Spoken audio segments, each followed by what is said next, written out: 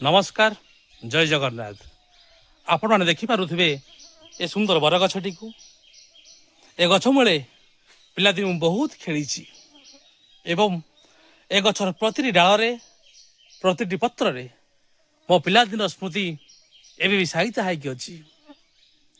ए गछ को देखीदेले मोर से अतीत कथा मन पड़ जाऊँगी। बहुत वर्ष पर आज मुझे गछ मूल को आसी एवं ए गछर सुंदर छाई एवं मनोलोभा पवन पाई आज मो मन बहुत खुशी। से समय एत गरम नथिला कि से समय एत गुड़ुगुड़ी हो नथिला, किंतु आज समय बदल तत्संगे संगे पृथ्वी तापमात्रा बढ़ी एवं ये असह्य गुड़ुगुड़ी गरम को मनुष्य सहिबा बहुत कष्ट हो जाउछि।